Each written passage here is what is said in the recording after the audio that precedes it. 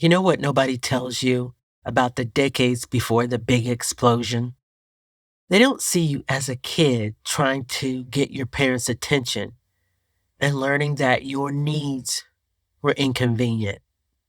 They don't see you as a teenager being vulnerable and being told that you're being too dramatic and that everything isn't about you. They don't see you as an adult trying to explain what hurt you growing up and the impact it has had on you, and you being met with defensiveness, denial, and you're too sensitive. We can't live in the past. They don't see the years, the decades of bending, accommodating, managing their emotions, and hoping that if you just tried hard enough, they'd finally see you. All they see is this moment when you finally said, "I'm done." And then everything exploded. And somehow you're the problem. This is Rage Against the Audacity. Welcome to part 2 of our discussion on Extinction Burst.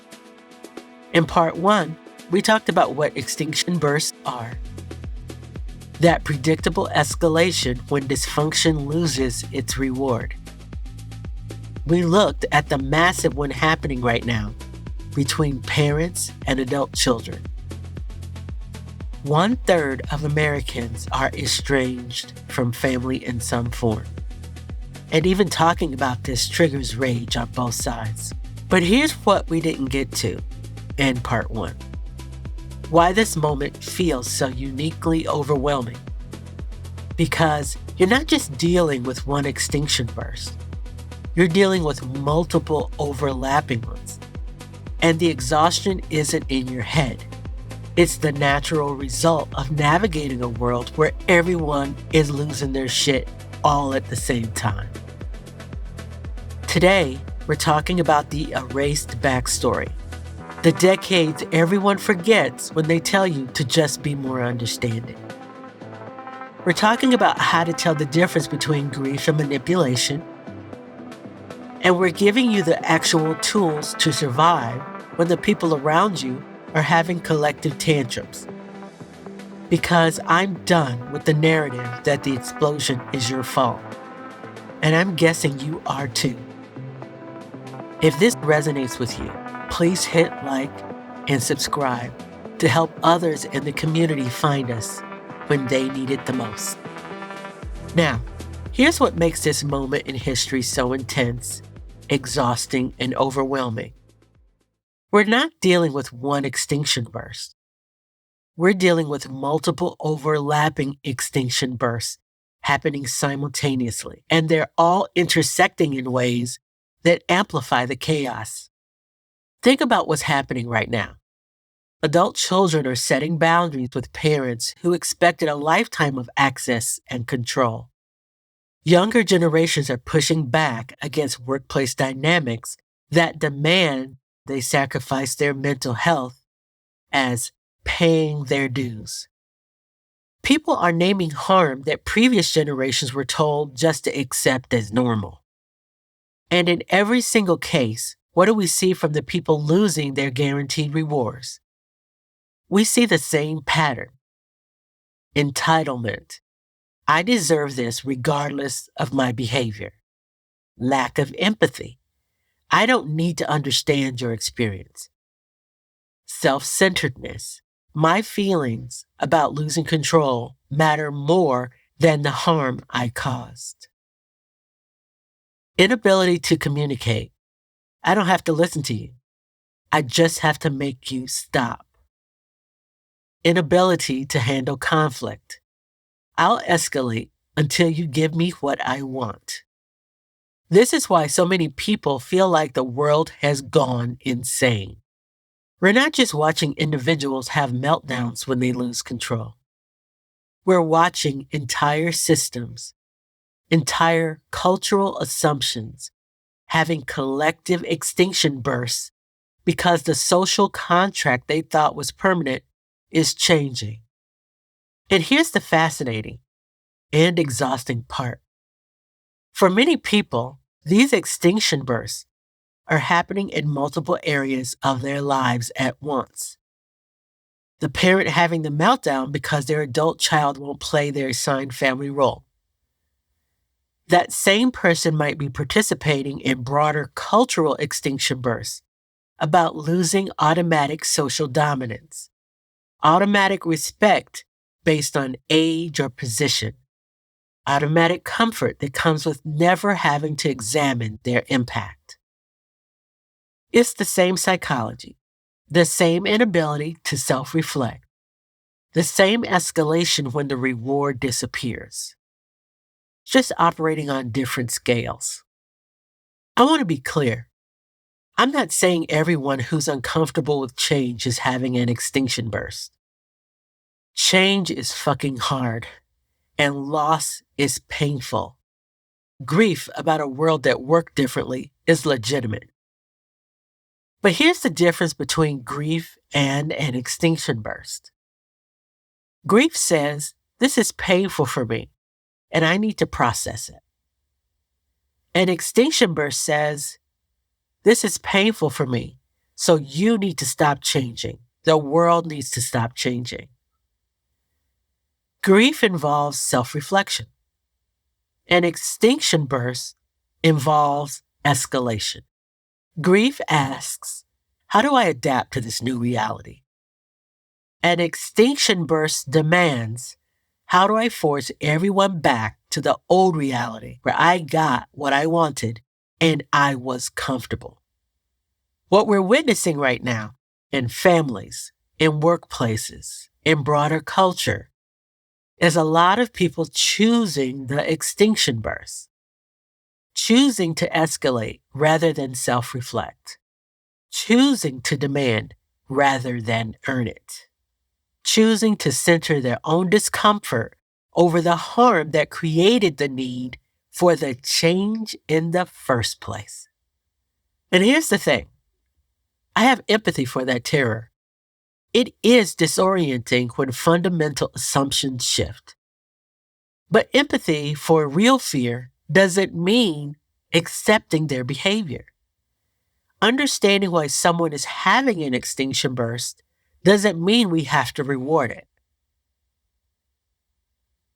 If you're in the middle of an extinction burst right now, whether it's a parent melting down because you won't play your assigned role anymore, a family member recruiting others to pressure you, or someone having a full-on tantrum because you finally stopped doing their emotional work, it's not your fault. You didn't cause this whole thing by setting a boundary. You didn't create this situation by finally expecting reciprocity in your relationships. You're not destroying the family by refusing to pretend that everything is fine. And you're not too sensitive for naming harm. And you're not ungrateful or being disrespectful for wanting emotional safety in addition to having been fed or housed. What you're experiencing is the predictable, scientifically documented consequence of finally stopping a pattern that should have never existed in the first place.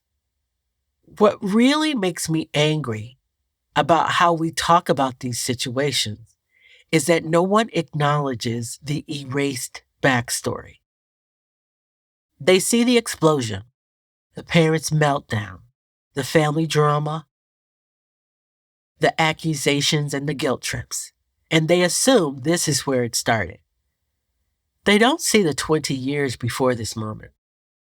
They don't see you as a kid locking yourself in your room because you feel like you don't belong in your family, because you felt like you were inconvenient, or they saw you as mean.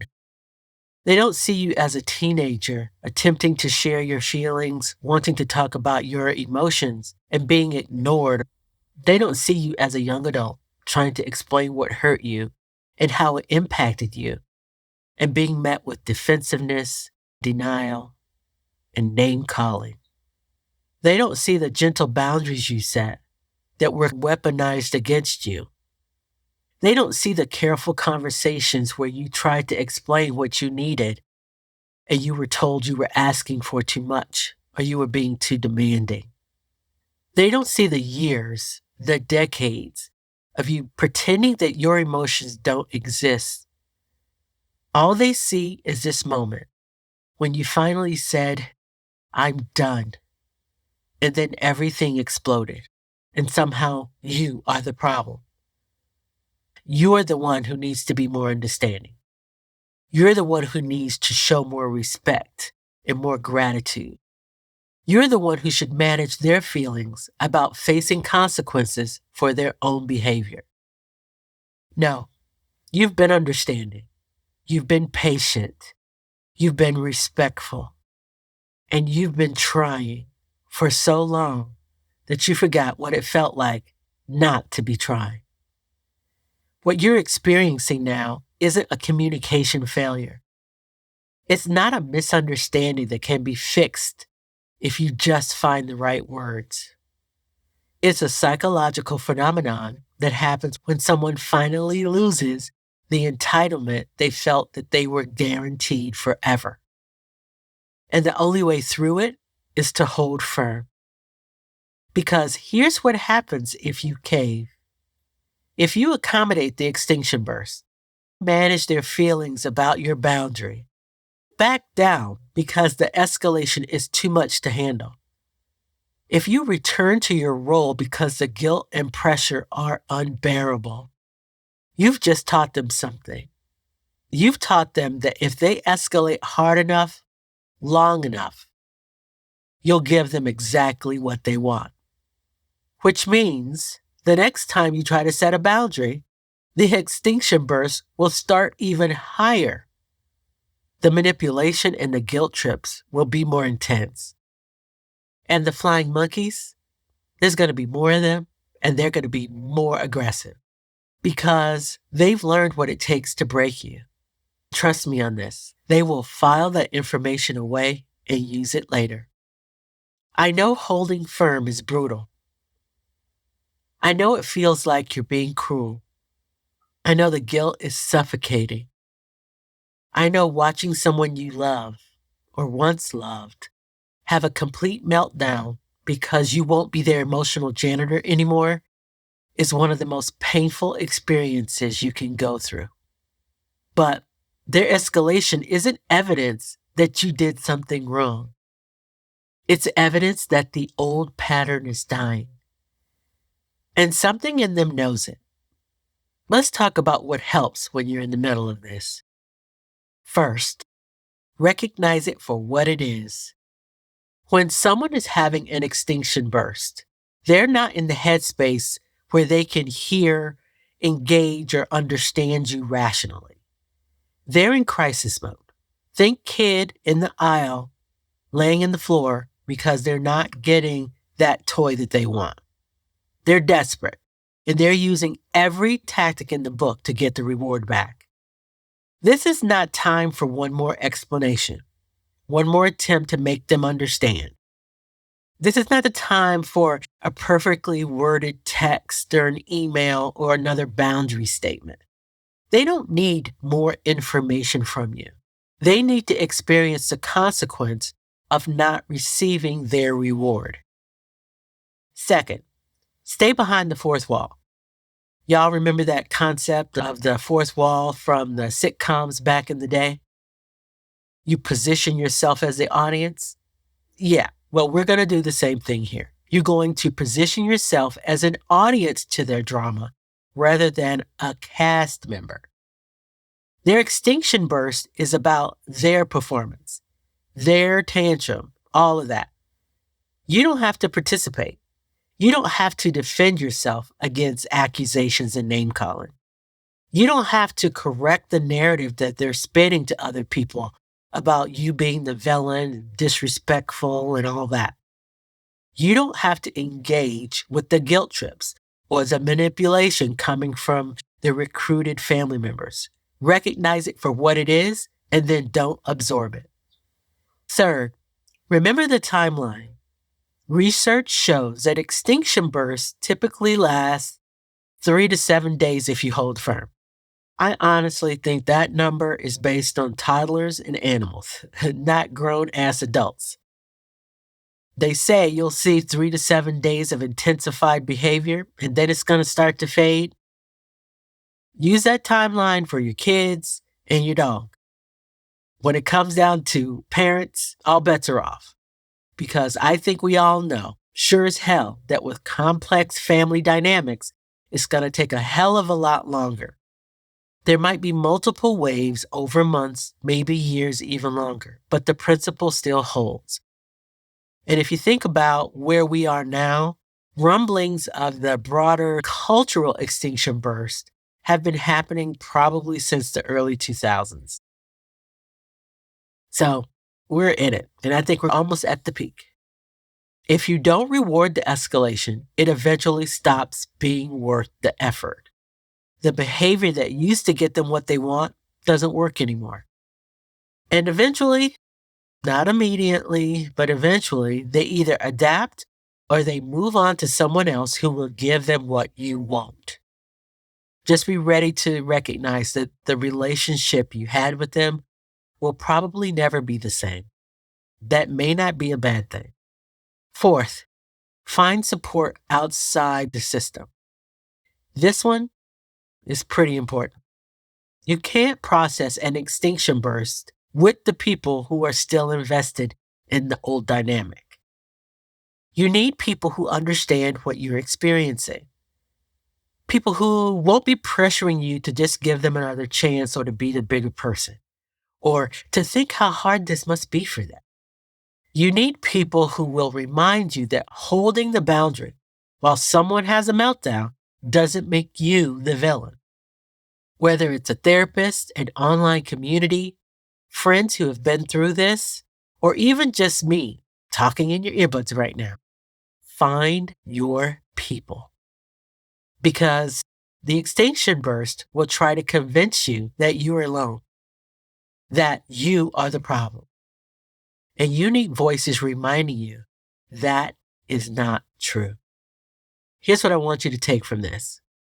If the world feels like everyone has collectively lost their mind right now, if people seem more unreasonable, more volatile, or more willing to burn everything down rather than self-reflect, you're not imagining it. We're living through multiple extinction bursts right now.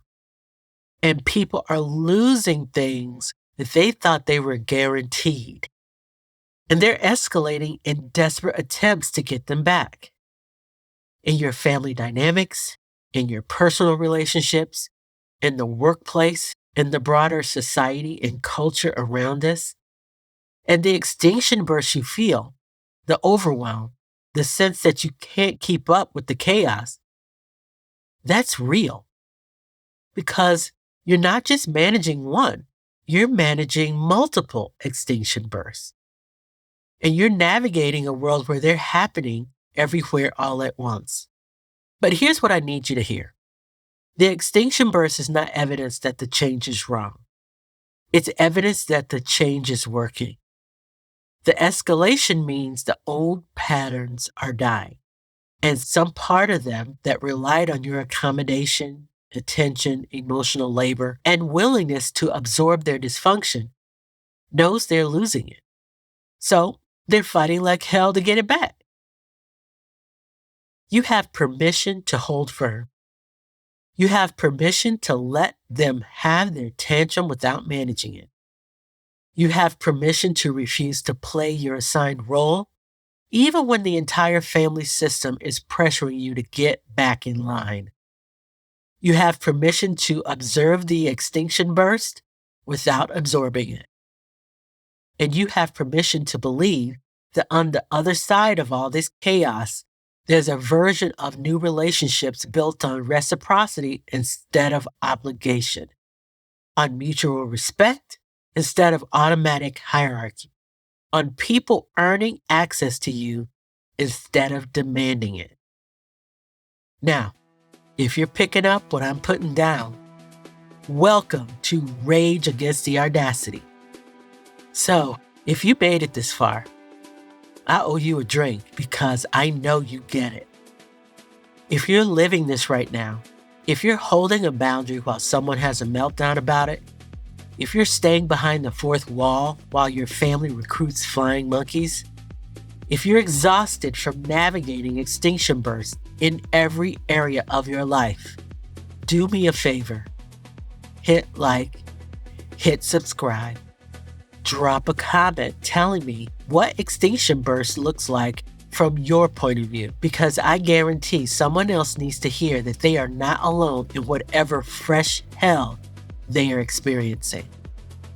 This is how we find each other.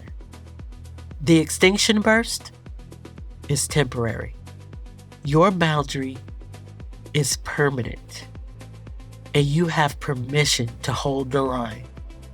This is your space where the chaos finally makes sense, where we stop apologizing for wanting healthy relationships, where we acknowledge that some escalation is predictable, some boundaries are non-negotiable, and some exhaustion is completely fucking valid. For everyone tired of being the emotional janitor, while other people throw tantrums about losing access and control. This is Rage Against the Audacity. See you next time.